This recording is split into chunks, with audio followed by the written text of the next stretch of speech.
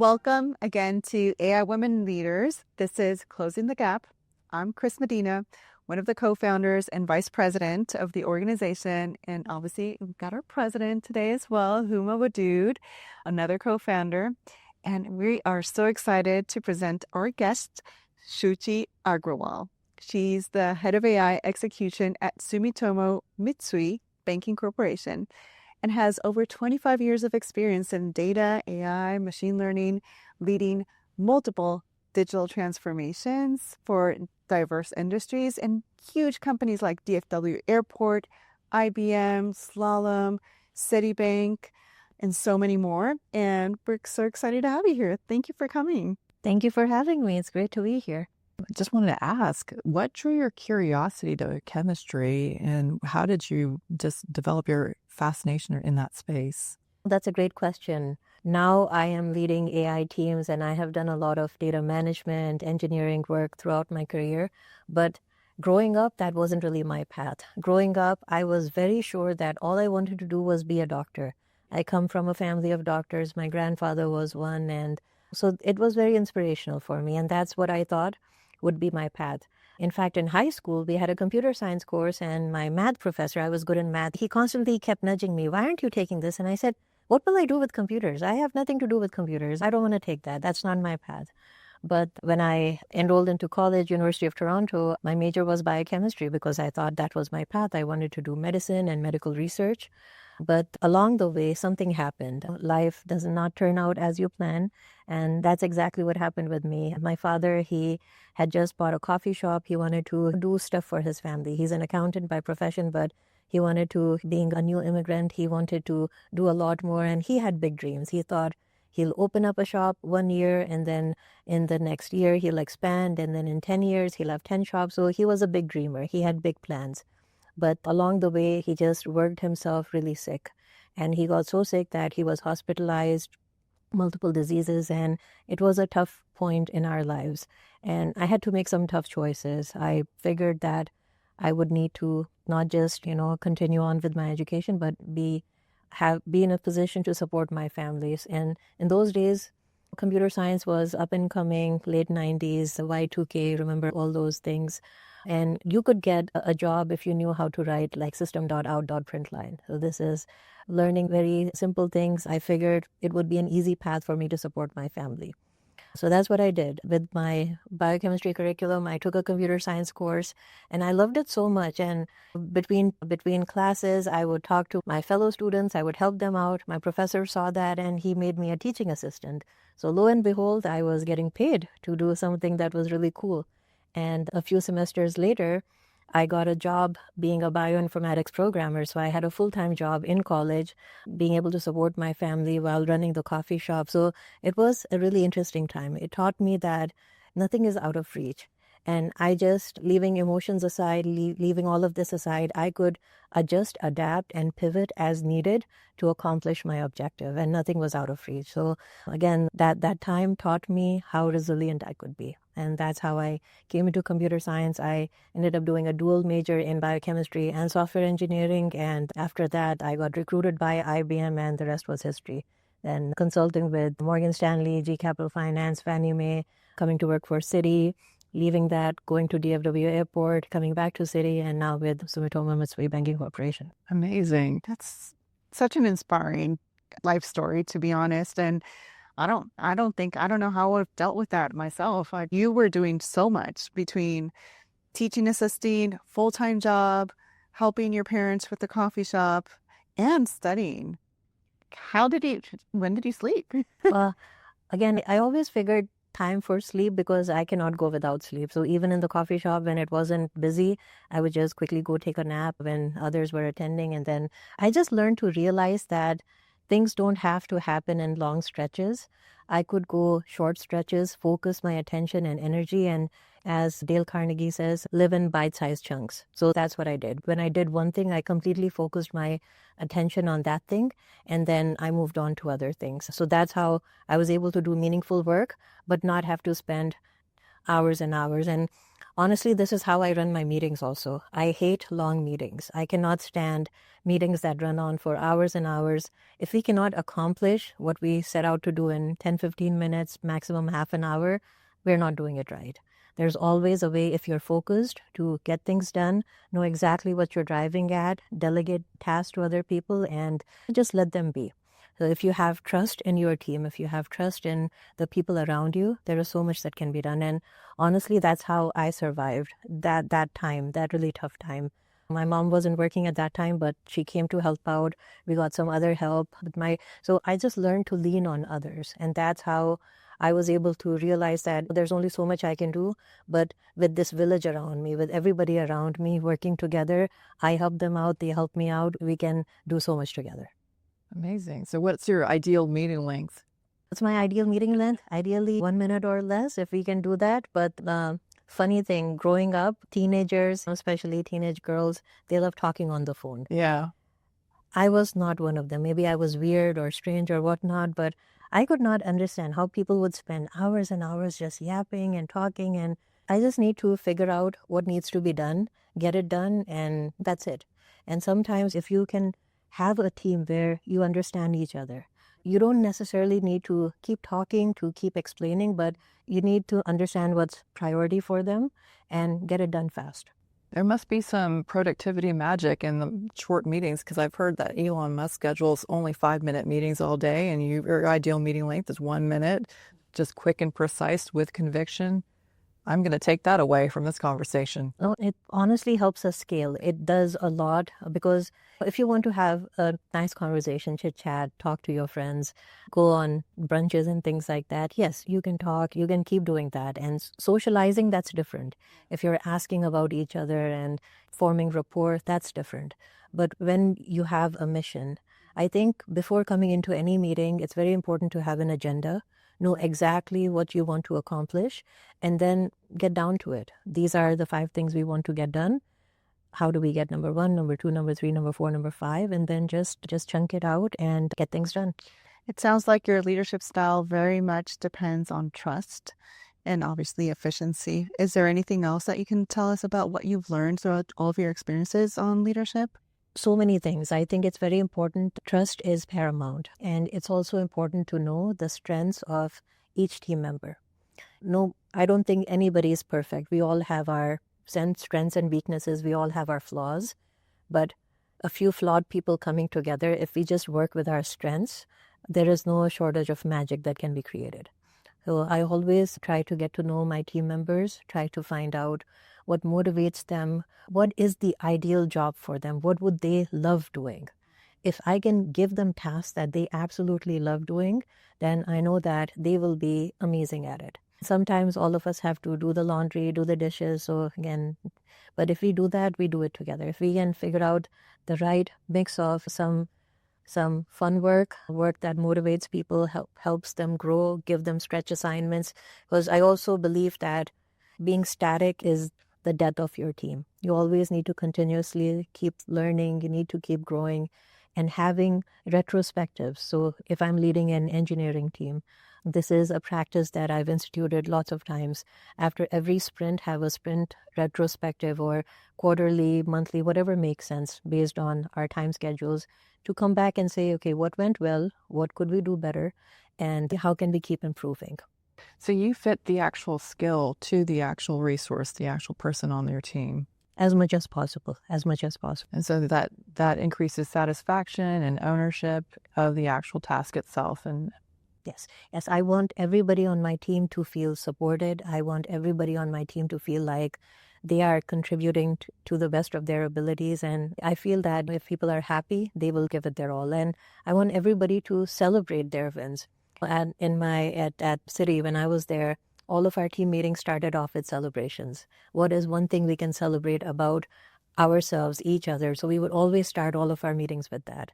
And it was amazing how even despite some of the chaos that you keep hearing, and times can be tough, and we hear about layoffs and things like that, but if you're starting off appreciating each other, and that creates amazing culture. It creates amazing culture, and it creates this environment where we're not just celebrating ourselves, we're celebrating my coworker, and the culture of backstabbing, all of that, there's no room for that. There's no room for that.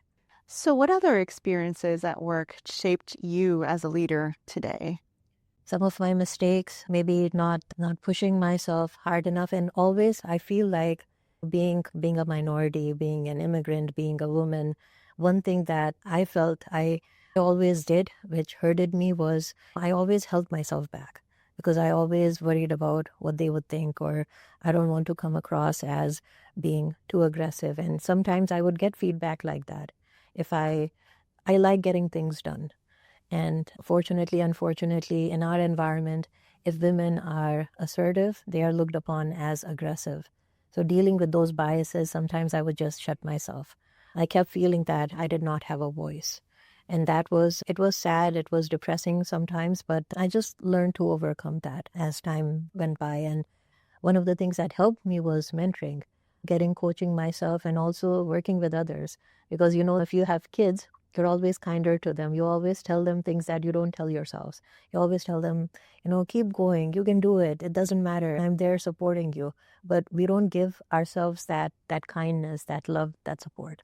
So I feel now that I am as old as I am and not getting any younger, I need to figure out ways to be kinder to myself. And I need to be more empathetic towards everybody around me. Everybody has problems that they're going through. If we can just, instead of saying, hey, this person did this or this person did that, if we can try to see things from their point of view, understand what challenges they have, there is more opportunity to find that middle ground. I also wanted to share one thing I read from Jefferson Fisher. He is an amazing guy. He's a lawyer based in Texas. He has an amazing podcast. He just released a book, I think a few months ago, called The Next Conversation. And one of the things he says is, when you're speaking, seek to understand, not win, right? And this is along the lines of Stephen Covey also, when he says, speak to understand, not just say your piece. So if we use that philosophy, if we hear, even if we are in a confrontational situation, whether it be a boss, an employee, or peers, or an angry manager, or somebody who's just not happy with you, if you try to understand things from their point of view, why are they happy? People inherently are good, I believe. Everybody has good in them. And if they are angry about something is bothering them. If we can figure out the source of that problem and do root cause analysis, fix the problem where it's coming from, I think we have much more chance that we can work towards a win-win outcome. So we've heard about this really prolific career that you've had. So IBM, DFW, would love to learn a little bit more about those experiences. So my college years were very amazing in terms of, giving me all kinds of experiences that I took throughout my life, or again, learned from and built upon throughout my life. But right out of college, I went to work for IBM in their Toronto labs. I was in Toronto. I had just finished my bachelor's, and it was an amazing experience. In those days, this is before the time Amazon is the giant it was. Companies were just starting to set up online stores and shops. So when I started working for IBM, I was one of the developers on their WebSphere Commerce Suite platform. And this was a platform that's used to set up online stores for big companies, small companies. So if a mom and pop have a candle shop and they want to expand their business, scale their business, and sell to more than their geography, we could set up online stores for them using this product. So it was an amazing experience, taught me a lot about the agile methodology and how, we develop a big product together. So the product development mindset essentially came from there. I worked there a few years, and being young, and around that time, my dad had also recovered. He had come back and he went back to his accounting job. So things were sort of stable in the house, and I could take a break and I could figure out my own life. I wanted to do consulting. So after working with IBM for some time, I got an opportunity in the New York, New Jersey area to implement that same WebSphere Commerce Suite product for other companies. And the company that I started off with it's a subsidiary of Roche. They create perfumes, fragrances, and they were trying to use this WebSphere Commerce Suite product to expand their business. So I did that, and then after that, I got recruited by Bearing Point. It was an offshoot of KPMG, later bought by PwC. But through them, I had a fantastic experience. I got to work for Morgan Stanley, G Capital Finance, Fannie Mae, did some amazing projects. And every project was different. I think throughout my life, this is one more thing that I have really appreciated. It's having diverse experiences. I get bored if I do the same thing over and over. Yeah. I would not be a good factory worker. I'd be a terrible factory worker. But if I can keep learning, if I can have these new experiences, and I think one of my superpowers is that I learn very fast. Yeah. I read fast, I learn fast. So that power helped me moving from one assignment to another assignment and being able to grasp all these different kinds of experiences. At Morgan Stanley, I actually worked on a financial forecasting application, and this is way beyond AI, Gen AI, long before those years. But what my team did was I had a global team with team members in Shanghai, in India, and we developed this financial forecasting application for Morgan Stanley that helped them create analysis. Analysts would spend weeks creating analysis for just a single company to look at various metrics, their alpha, their beta, what the prediction of the stock would be for the next few months, years, and whatnot. But using this financial forecasting application that we did, we automated, and it was a very sophisticated architecture, but very elegant architecture. It was distributed, and we had multiple nodes sitting in multiple distributed Linux systems at that time. And what we did was we sent financial data. It was decoupled. And so we could generate analysis for thousands of companies within minutes. So what took these analysts weeks to do for a single company, we were able to do for thousands of companies within minutes. And this ended up generating them over $20 million on a yearly basis. So again, hugely successful project and very well appreciated. So that was an amazing experience. So you've led obviously huge data transformation projects. Where do you see the next era of data and obviously AI? We can't say data without AI nowadays. Sure. Heading. Again, the future is yet to be seen, but now we all hear about agentic systems. Right. So that's definitely at the forefront. In earlier days or a few years ago, API-led connectivity was the buzzword. To connect anything, you needed to have an API. Now, the way things are moving is it's all about agents. And these agents need to not just perform a task, but they need to be intelligent enough to anticipate what's coming next. Maybe that's the next step. Maybe that's the next evolution. Right now, the way we are envisioning agents is that we tell them what needs to be done, and they'll figure out how to do it, right? Whereas in previous realms, what we needed to do was, using programs, algorithms, we would be very prescriptive about this is how we want things to be done, or give them exact rules, give them exact procedures. This is exactly how we want this task to progress. Now we just start with an outcome, and the agents are using all these smart models. They figure out how to perform that task. So that's one. And to go a step further, multimodal agents, looking at text, voice, chat, different types of channels, using structured data, unstructured data, being able to pull all this information together and work with other agents to perform a complex task. So in the banking world, let me give you an example. If you think about a customer service agent, right? Customers never call agents when they're happy. They're generally calling when they have a problem or they're unhappy about something, right? And in large banks, Citi and the one I'm working for, a customer can have a pretty complex relationship. They can have a savings account, they can have a checking account, they can have investments, they can have mortgages, they can have loans. So it can be a very complex situation, credit cards and whatnot. And typically when you call these call centers, you get an agent. They're generally very nice, very cordial. They'll answer the phones. But if you ask them too many questions, they'll need to put you on hold, do some research, maybe get manager approval, and come back. Now, if you could develop an agent that has already analyzed this customer's interaction, their past history, everything, and knows about all the different relationships that this customer has with the bank, the agent can prompt this rep all of the answers that the customer is asking. So they don't need to put anybody on hold, and they can provide service much faster. And there's another task that this rep may have to do. They may have to document the call. They may have to transcribe the call. This agent, the smart agent, can do that in an automated fashion, and it can do sentiment analysis on it.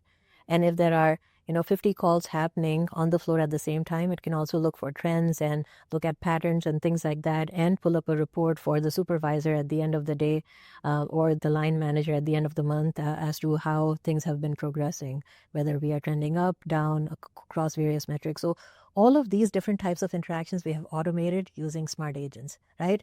And this is, again, we're doing this very sensibly. We're not replacing humans, but we're doing it with a human in the loop where they can discern whether this makes sense, it doesn't make sense.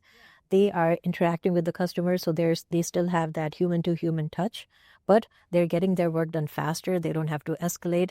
They're happy because they don't have to do mundane work, and the customer is happy because they got the answer, which might have taken 7-8 minutes. Now they have the answer in less than a minute, and this agent may also have the ability to upsell or cross-sell. Hey, we just realized you bought a new home. Would you be interested in a home equity, or a home equity loan for redecorating, or making improvements and things like that? So that's another opportunity for the business to increase their revenue. The sky's the limit. I mean, there are so many possibilities.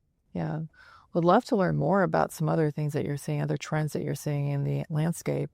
Sure. So in the agentic world, we keep hearing these buzzwords, MCP and A2A, and lots of agents being created. Now, one problem with this landscape is, a proliferation of agents that are like silos. So it's like, I have an agent, she has an agent, this person has an agent, everybody has agents, but these agents are not talking to each other. So I think the next realm will be creating an ecosystem where it doesn't matter if you have a Salesforce, or if you have a Power BI, or if you have a ServiceNow. All of these systems and all of the agents that a bank wants, I'm just using a bank as an example, a bank or a healthcare, aviation, transportation, logistics company, all of these companies, whatever agents they're creating, all of these agents are able to orchestrate tasks together, talk to each other, so they can act, they can adapt, and they can self-correct. So if we can come to that, I think that would be a wonderful evolution from where we are now. Right now, yes, people have a lot of ambition, and they are using AI in pretty much everything. Any application that we see, any product that we use, right from our smartphones to our cars, everything is AI enabled. If we have bought like fridges, washing machines in the last few years, even they are AI enabled. So there's so much AI out there, but is the AI really talking to each other, or is it a silo? Right. Now, that also gives some people a lot of fear that all these machines will take over the humankind, and we'll be left doing nothing. If you ever saw the movie WALL-E, Yeah. we don't want to end up like that. But Yeah. I don't think it'll be like that. I more envision a Star Trek-like future where we have tricorders that can just go through. We can just scan through our system, and they can tell us exactly what disease we have or what problem we have. I hear Or a we- Star Trek fan. Yes, Yes, Star this Trek, is- Star Wars. I'm a Trekkie. I'm a weirdo. That's going to be a crowd pleaser. Have you ever had any mantras in your life that keep you moving forward and keep you focused? One of my all-time favorite books is The Alchemist, and there's a beautiful phrase. I'll just paraphrase that. The original was written in Spanish. It's been translated in so many different languages. The phrase is that if you truly want something, the whole universe will conspire to help you get it.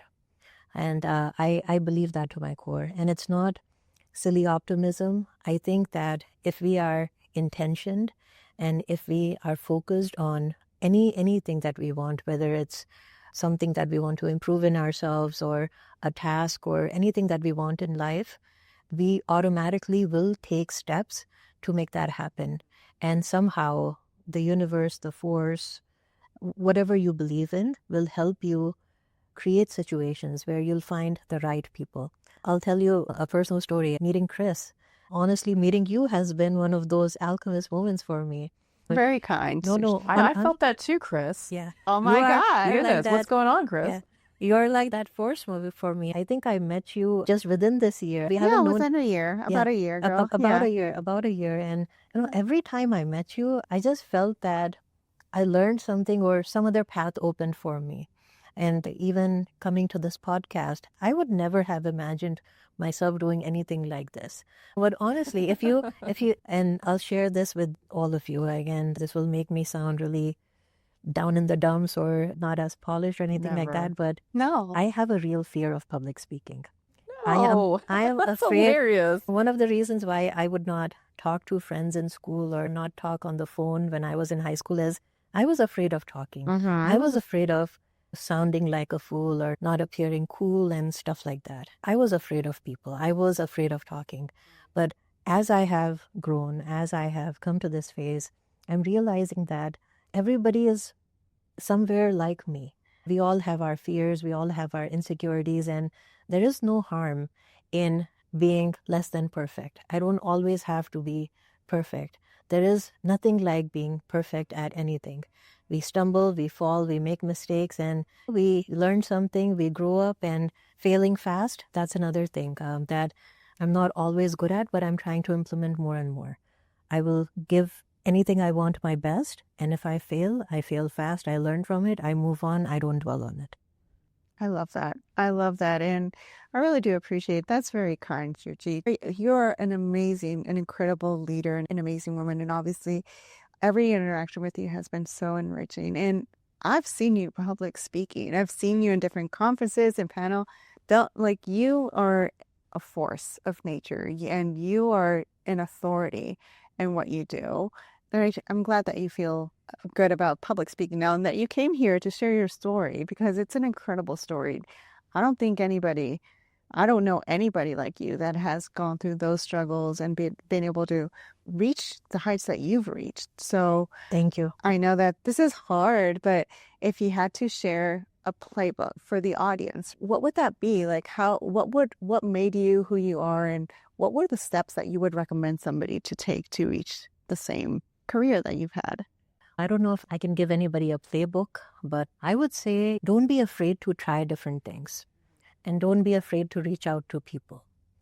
And we have our strengths, and throughout our childhood, as we grow in life, we realize what we are strong at and where we're not quite so strong. So never be afraid of trying something that you think can be a weakness of yours because you can amaze yourself. Right? And what's the worst that will happen? What's the worst that will happen is, yes, you may not succeed in that. So what? Give it your best shot. Try it. If it works out, great. If not, treat success and failure as just information.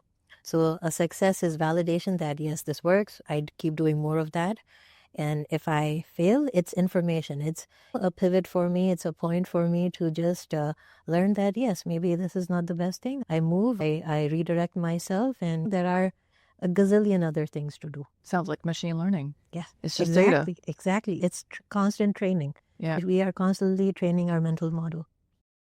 And I don't know who said this quote, but something that I love that is very much on point with that is being brave is not doing things without fear. Being brave is doing it with fear, but doing it regardless. Yes. So, and it sounds like that's how you've led your whole life. I try. Yeah, it's almost like we humans are harder on ourselves and the machines and the models that we're building because I've actually seen how they begin and there was like some kind of visualization where this animation was like falling over and then they all kind of learned how to grow. And it's like if we just show that same amount of kindness to one another and ourselves, what advice would you give to yourself, the younger version of yourself? I would say never be afraid of trying things and never dim your light because people don't understand you. I would say that, you can do anything you want. Just don't be afraid and don't be afraid of rejection. This fearlessness is a theme. It's almost don't be afraid to try, don't be afraid to pivot, and just constantly iterate. Yes. It feels like resiliency is a theme of your life and you've always picked yourself up and kept moving forward, being focused, serving those who needed you the most, like your parents. And obviously you've done amazing things for your family as well nowadays. If you had to name one time, what was your proudest moment in your life? Well, I won't say that I have a moment, but what I feel the proudest about is my two daughters, Shivi and Shreya, and they both are very different people. but they both have amazing capabilities. And in them, we as parents, we should not live vicariously through our kids. But I can't help wanting to give them everything that I did not have growing up. Or, just as parents, we also want to make sure that they don't get hurt, or we can shield them from everything.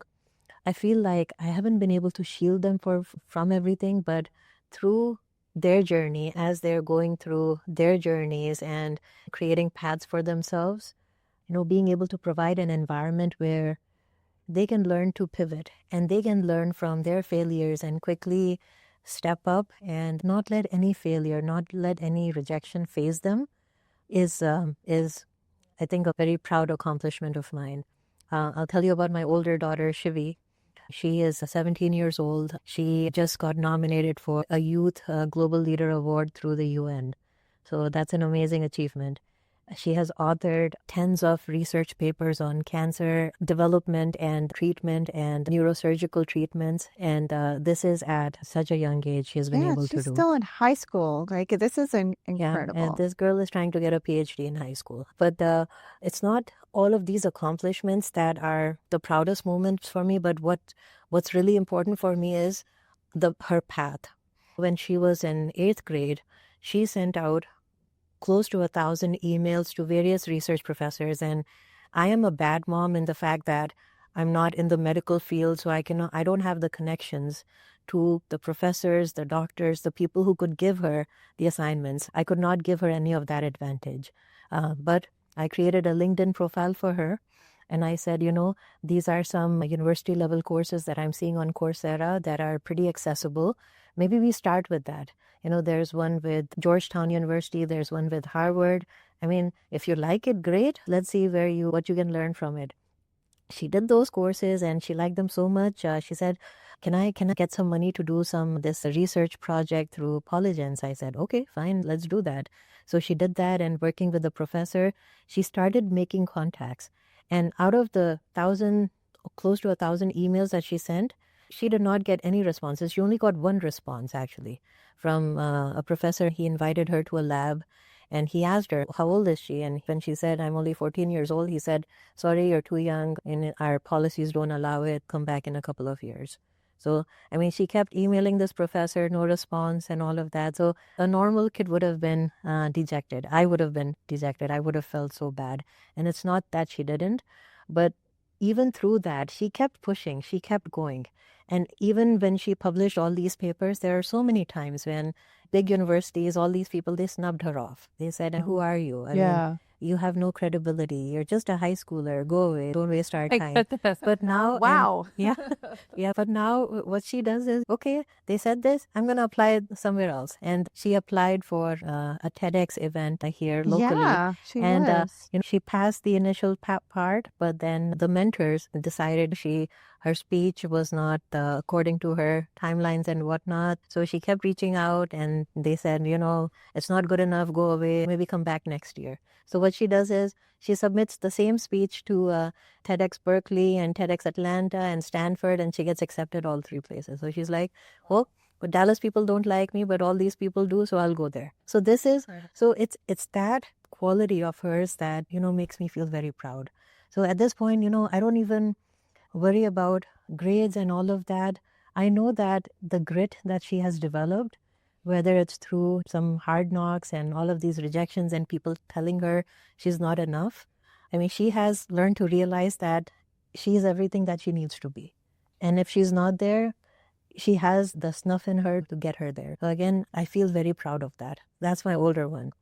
And my younger one is completely different. She is I keep telling her, she's an old soul in a small person's body. Very empathetic, very kind. She's the type of a person that anybody can speak with.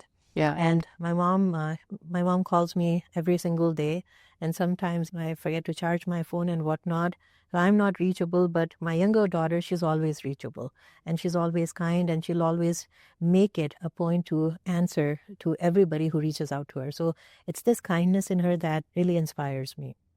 And she's actually going to be presenting her TEDx speech in Lake Frontiers of Tri-Slide Museum. And her talk is, again, very motivational. It's about just letting people know that you're enough. You're enough as you are, and you don't need to pretend to be fine when you're not. It's okay to take a break. It's okay to take care of yourself, and things will work out. So again, it's that quality in her. I think that between these two kids, I've really made it. I mean, they are who I aspire to be.